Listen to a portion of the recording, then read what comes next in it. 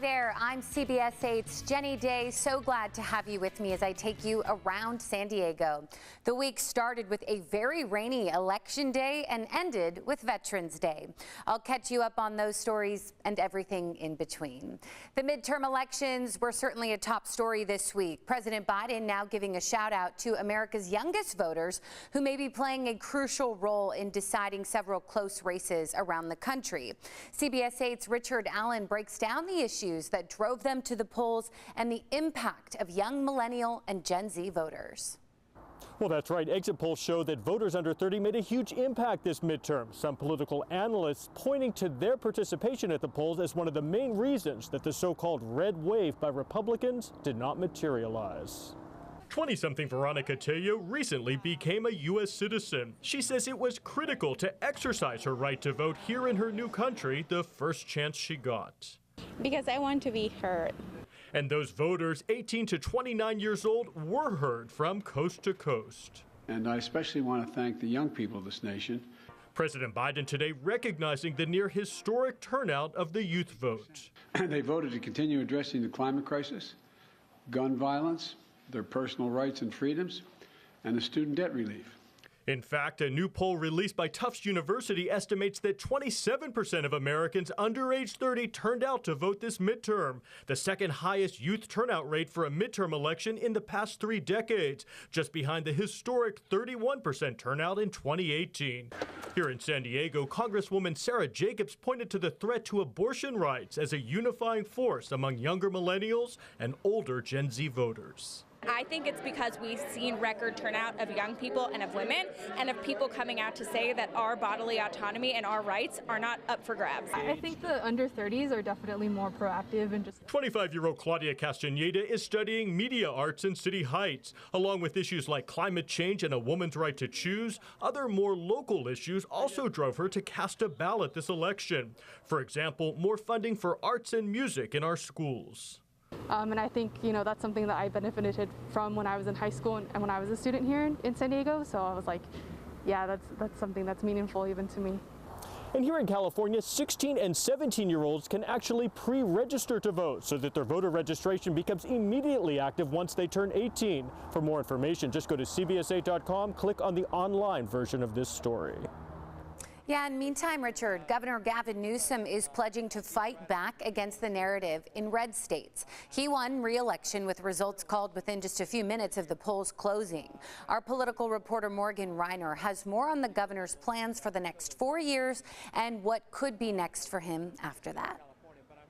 As political analysts put it, if the governor has any shot at running for national office or even effectively fighting back the Republican national narrative, then everything he does over the next 4 years will be a part of his record and something he will have to campaign on. Election day morning, this is what the governor said his focus was moving forward. It's homelessness and housing affordability. Election night, once the polls closed, his focus was on the national narrative. We have governors that won their re-election tonight in other states that are banning books, that are banning speech, that are banning abortion. And here we are in California moving in a completely different direction. And it's with that passion that I bring to this second term a resolve to do more to advance that cause of freedom. UC San Diego political science dean Thad Kauser said it's about which cameras are rolling. I think what you see is that tension that any governor who has presidential aspirations faces, right?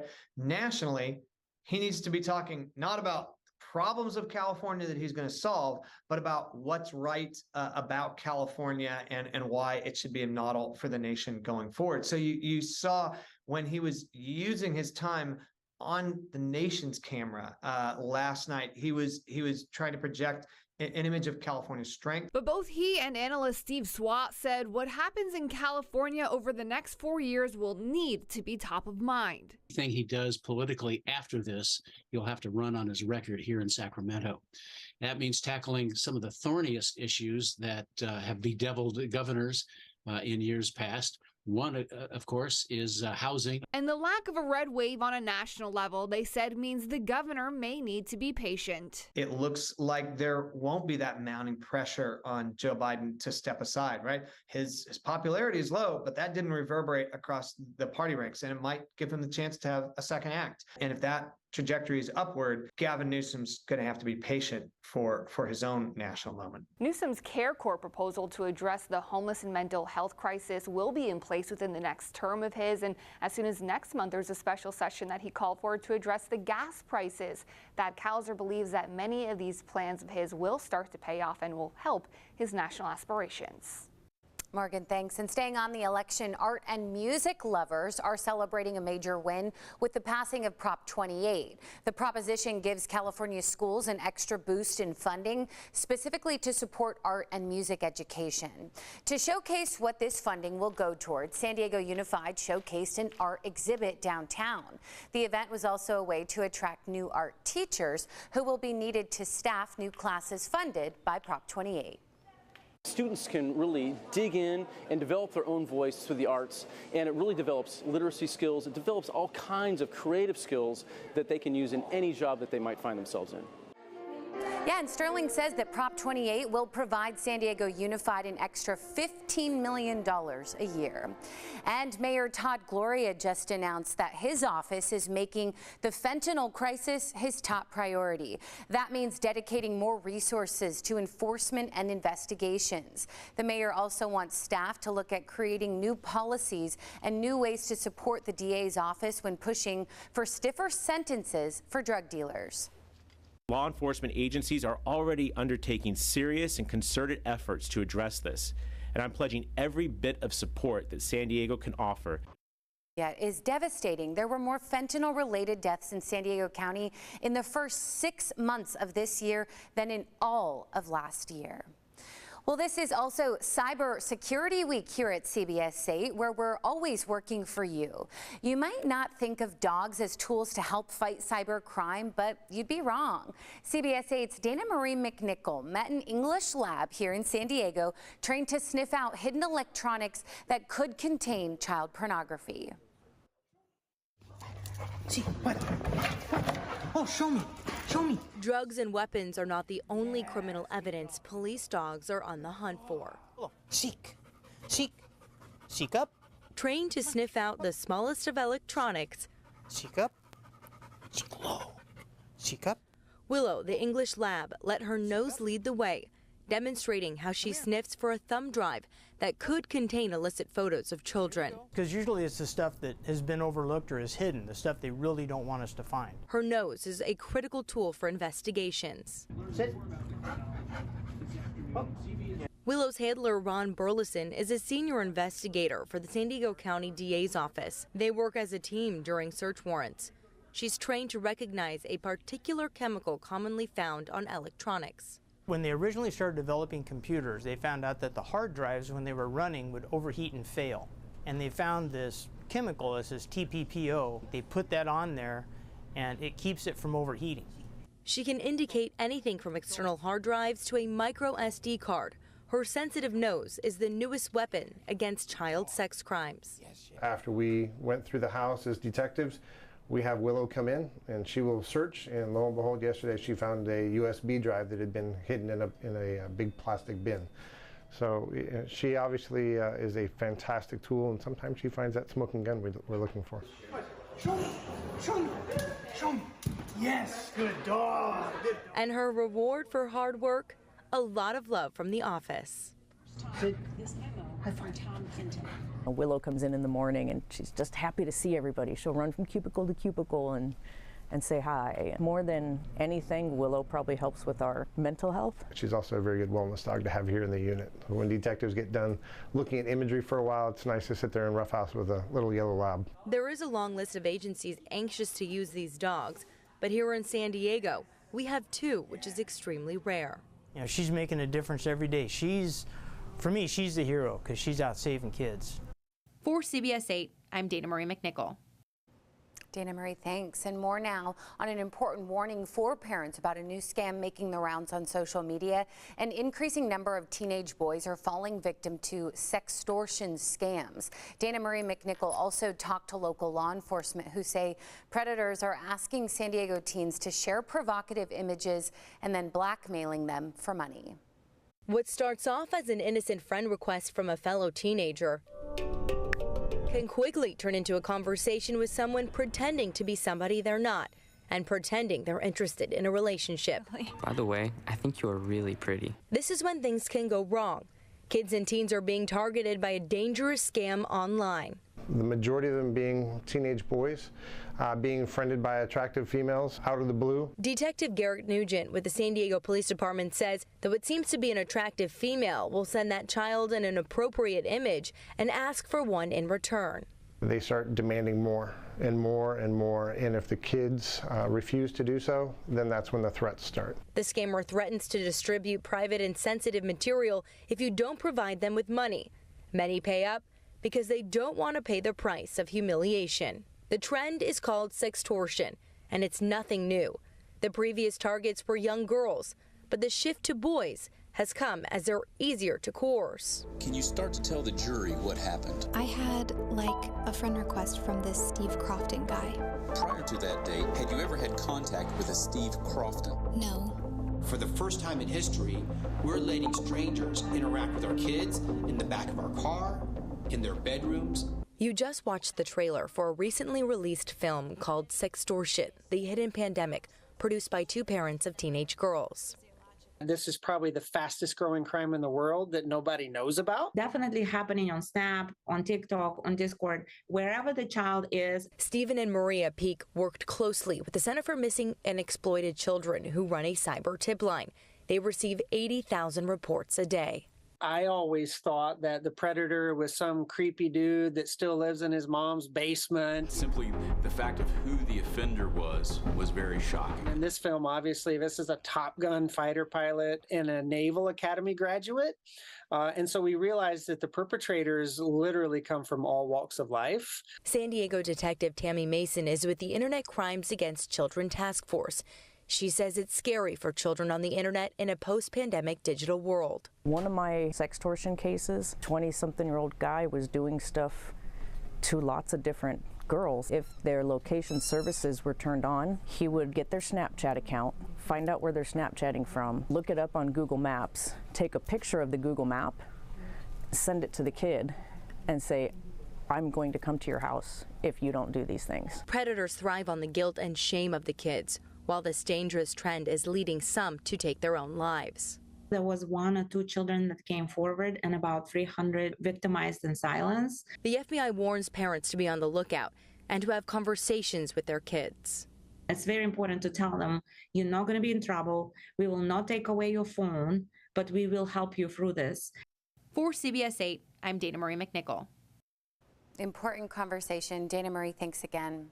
Well, meantime, City of San Diego and county leaders met with formerly homeless veterans on Monday to hear about their experiences. San Diego Mayor Todd Gloria and County Supervisor Nathan Fletcher hosted a roundtable to discuss how our regional homeless systems could be improved. The idea is to connect unsheltered veterans to housing more efficiently.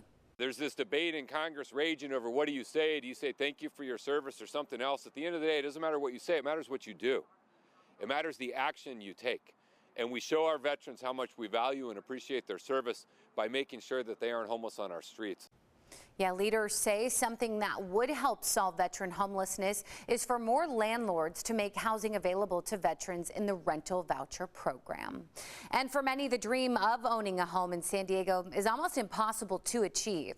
But more and more San Diegans are making that dream come true by heading south. CBS 8's Rocio de la Fe takes us inside Tijuana's booming housing market.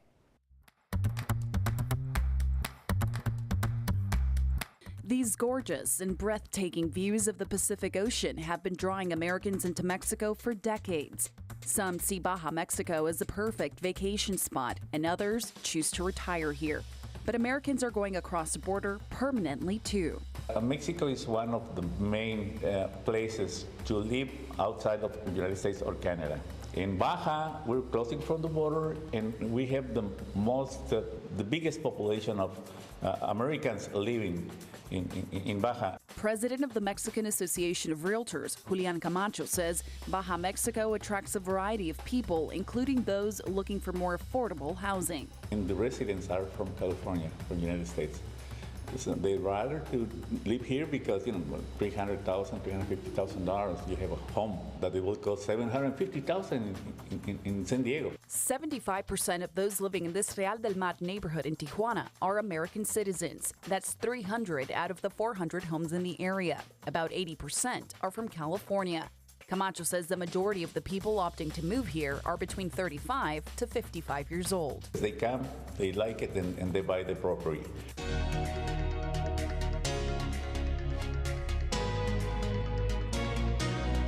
In 2022 alone, Camacho says there was an 11% increase in Americans looking to buy properties in Baja Mexico, mainly due to more companies allowing employees to work from home and skyrocketing home prices in cities like San Diego.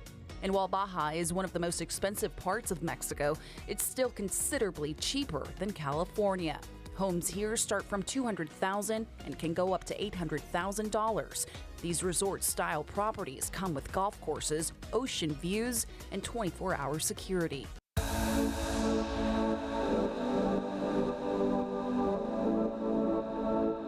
This nearly 1,800 square foot, 2-bedroom and 2-bath condo starts at $332,000, a fraction of what the same unit can cost you in San Diego. And those looking to buy have the option of buying the home with a loan from a lender either in the U.S. or in Mexico. They can bring their own credits, or we can help them to get it here. Camacho says right now there is so much demand that people are being put on waiting lists.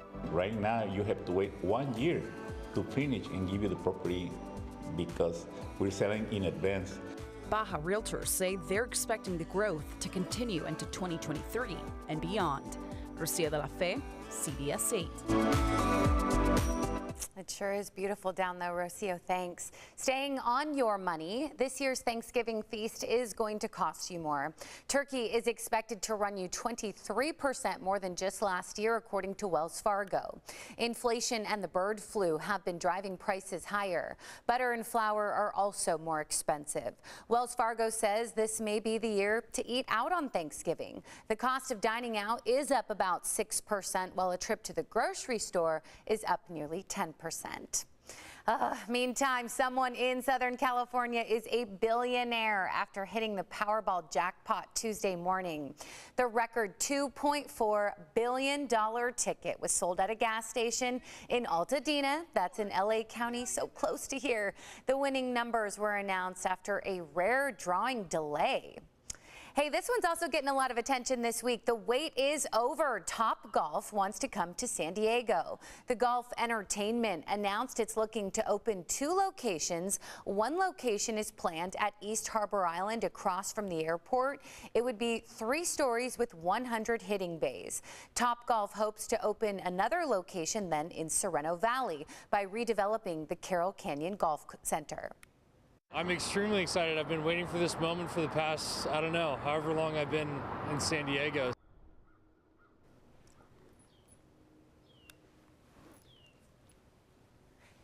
Yeah, it's all owned by Callaway, which is out of Carlsbad. So Topgolf hasn't given a specific timeline for when the locations might open. The Port of San Diego says it could be a couple of years still until construction can begin at the East Harbor location. The Port Commissioners still need to approve various aspects of the project.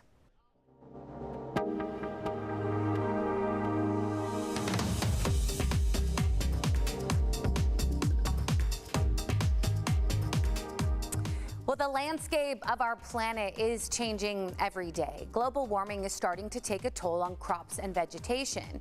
Research rooted here in San Diego is being conducted to make plants that can adapt to this change, though. Our chief meteorologist, Carlene Chavis, talked to scientists to find out more. Plants are essential to our life as well as our planet's, and unfortunately we're dealing with negative impacts when it comes to vegetation and climate change. Now, research being done here at the Salk Institute is trying to develop more resilient plants through the study of light and temperature. So it's something that the plant somehow needs to sense and decide to make a decision without a brain what to do, to respond to the temperature, to respond to the shade, maybe respond to both of them together. The research is studying shade avoidance. This is when plants are competing for light to grow, or they will be fully shaded by surrounding plants. This type of survival will be beneficial for growth in dense populations. Researchers are observing the elongation of stems in response to warm temperatures as well. When plants sense high temperature, they also start to elongate almost to the same level as they elongate in response to shade. And the idea was that it's in a way to get away from the ground and to let more air to flow under the leaves, and that's how they can chill themselves. Although it's not really clear if that's the reason, but that's what we think. It's these responses that Yogev Borko, a Salk researcher and assistant professor at the Agriculture Research Organization in Israel, and other scientists, including Dr. Joanne Chori, director of Salk's Plant Molecular and Cellular Biology Lab, are monitoring. They've been studying Arabidopsis thaliana, along with tomato and tobacco plants. The observations start during the early stages of plant growth. After the sprouting of the seed, we're talking 3-day-old plants that are further examined under canopy shade and warm temperatures.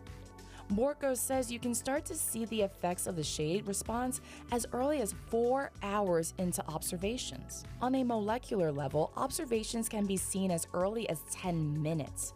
Scientists note that the protein PIF7 and the growth hormone auxin are major factors in the accelerated growth of plants under these conditions. The purpose of this research is to be able to increase crop productivity in response to the rise in global temperatures in dense plant populations. And then thinking about global warming, you can add on this shade response the temperature. So you want to know if we can, in a way, predict what's going to happen in those fields that the plants grow in high density. Yogev is also working to mimic the Arabidopsis response in tomato plants with the potential to increase output in crop plants. If it's a tomato, you still know that it's a tomato, it still have the same leaves, it still have the same fruit, but the shape of the plant could be totally different depending on the environment. And for me, that's fascinating. He says the goal is to be able to manipulate plants to our benefit. But Yogev also expresses there is still much to learn when it comes to this study that isn't going to sprout up overnight.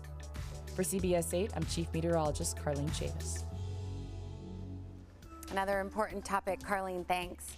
Well, a local husband and wife are helping their neighbors find common ground. So as we take you into the Zevely Zone, Jeff heads to Lake San Marcos. Herb and Deb Field are not only sharing their lives together, but all of their bumper crops with their neighbors. We have broccoli here, and you can see we have a broccoli head that's coming up here. When Herb and Deb Field met in college, a love for each other and gardening started to grow. We have Brussels sprouts here. We have squash right now. You can see garlic is coming up. We have cabbage here. Here is a cauliflower that's starting to come up. 49 years of marriage and 3 children later, their family and garden continue to flourish. Everything that we grow to eat. Or share with local food banks and neighbors. I just feel like it's the right thing to do. The Field family also hosts what they call seedling parties twice a year. The spring one, the line went all the way down the driveway and up the street. Wow! The Fields are totally organic gardeners, able to grow super-sized plants with a special mix of soil that turns kale into basically a tree. And the funny part is, this is only 2 years old. You could bite right into that. Herb may have a green thumb. This is my kale smile. But I'm the one with a green smile, which he can't even appreciate. Making gardening even more challenging for Herb, he's completely colorblind and only sees in shades of gray. So imagine picking from a lemon tree, and these are your choices. Which one do you pick? That's when he calls Deb, and she says, the yellow one, not the green one. Without Deb, I would be eating strange and unusual fruit. Yeah, definitely. As for the name Herb Field, it's not a joke. The number one question I get asked is Herb Field your real name? Because people think that herb field is a made-up name and they want to know what it is. So I usually tell them, it could have been worse. My parents could have called me baseball. Which could have worked. Anyone that visits a garden goes home with food. Because what they grow. This is roasted tomatillo salsa. And gift away. This is pickled beets with onions. Is a Herb and Deb field of dreams. Now there is a carrot. In the Zevely Zone, Jeff Zevely, CBS 8. Boy, what a great hobby. And yeah, that name, it's kind of meant to be, right?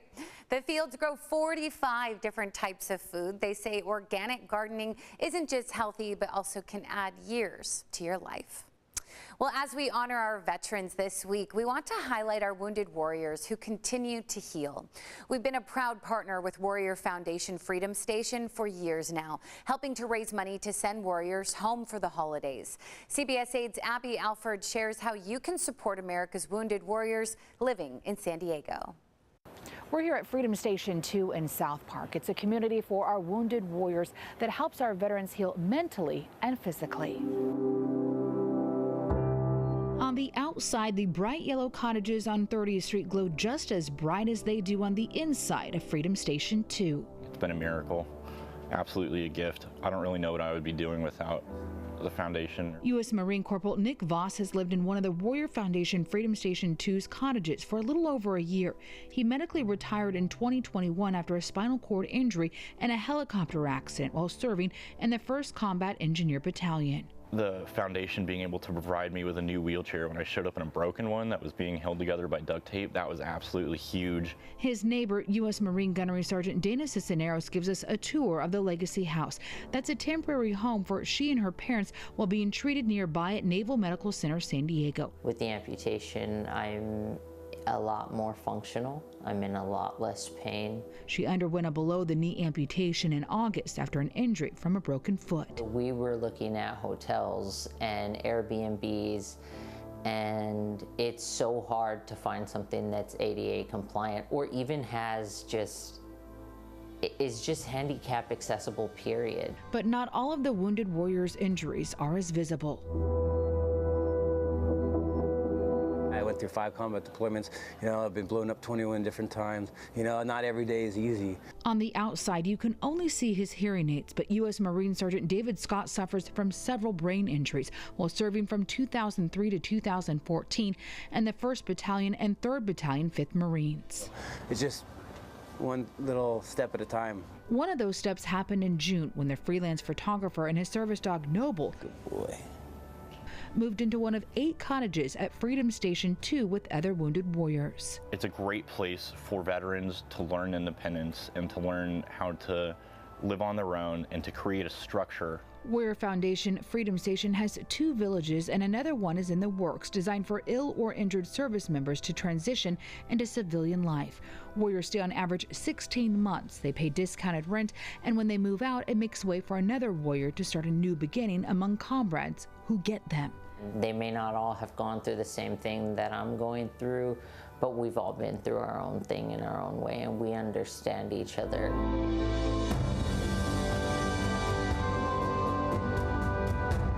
That understanding can be the best medicine to help these wounded warriors heal. Somebody doesn't always have the same mentality as you, but as a veteran and what they're going through, they can always come back to you and build you up, and that's super important. CBS 8 is a proud partner with Warrior Foundation Freedom Station's 19th annual Give-a-thon. That's this Thursday. To learn more, go to cbs8.com/donate. In San Diego, you were incredibly generous. We raised $370,000. Sincerely grateful for what you've done, and for those service members, grateful for your service. As always, thank you for your time. Thank you for staying informed. Hope you join me each week as I take you around San Diego. For CBS 8, I'm Jenny Day. Take good care of yourself.